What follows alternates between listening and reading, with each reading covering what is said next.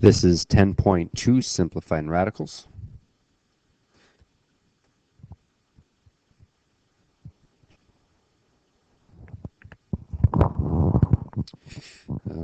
Okay.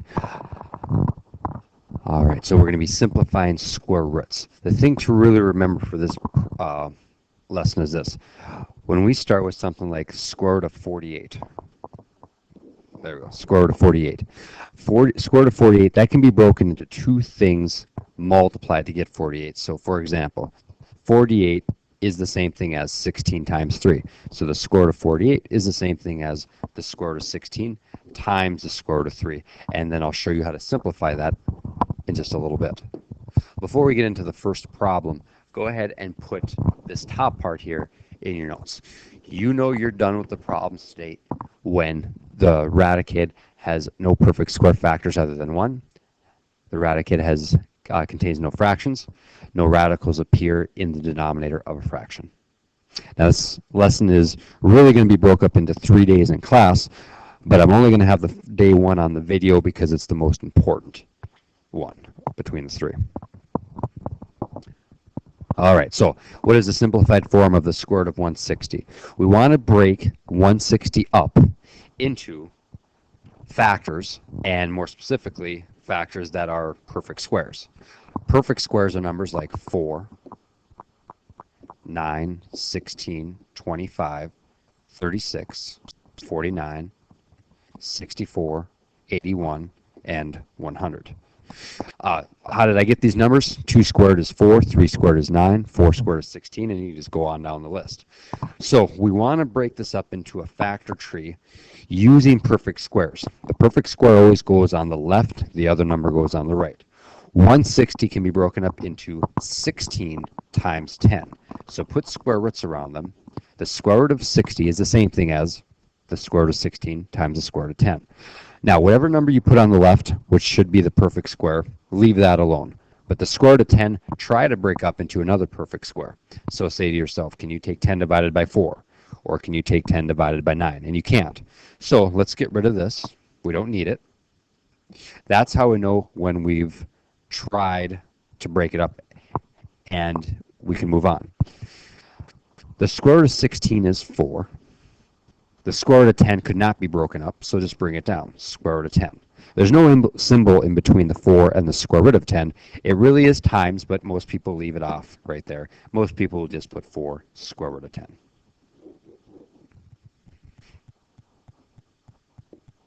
Okay. All right, I'll grab these here and bring them over to the next page. I would actually grab these numbers, put them on the left-hand side of your notes, and then call them perfect squares.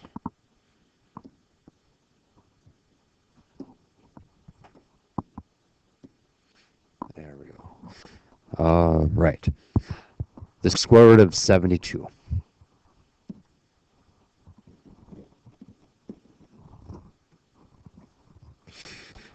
We're going to break 72 up using our perfect squares. Now, right, I always would use the highest one, which would be 36 times 2. But let's say, for example, you didn't pick 36. Let's say you picked 4.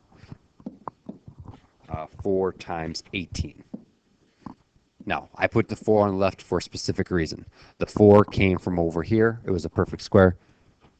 That goes on the left-hand side. The square root of 18 is not a perfect square, so we try to break it up into a perfect square, such as 9 times 2. Put square roots around those. Make sure you always put square roots around them. Try to break up the square root of 2 into one of those numbers. You can't do it. So we bring down our answers. The square root of 4 is 2. The square root of 9 is 3. The square root of 2 could not be broken up. Bring that guy down. Put times in between each one. 2 times 3 would give you 6. Leave that on the outside. The square root of 2, bring that down. That would be your final answer. All right. The square root of 54, n to the 7th. Break them up into 2 different parts. The square root of 54 would be one part. The square root of n to the 7th power would be your second part. The square root of 54. We've been talking about how to handle that. The perfect square it breaks up into would be 9 times 6. Try to break up 6 into a perfect square. You can't do it. The square root of 9 is actually 3. The square root of 6 we couldn't break up. Just bring it down. Now, that's going to give us our answer for that part. The square root of n to the 7th power. You want to deal with even numbers, and here's why. There is a little 2 right here. We talked about that earlier in the year. And if we would write this out, it's the same thing as n raised to the 7 over 2 power, which gives you a decimal, and you can't have a decimal or fraction for an exponent. So what you do is you always take 1 away from that. Or in other words, this would be the same thing as n to the 6th power and n to the 1st power, because 6 plus 1 gives you 7. Now, remember there's a 2 here, so we can put 6 over 2, or that's the same thing as n to the 3rd power. Bring this one down, n. We're going to combine these two answers to get our final answer. Put the outside 2 together, so 3n to the 3rd power. And in the inside, you'd have 6 and an n. 6n. And that would be your final answer.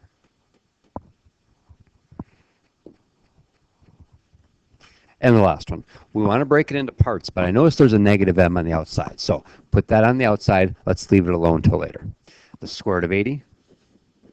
And then we got square root of m to the 9th power.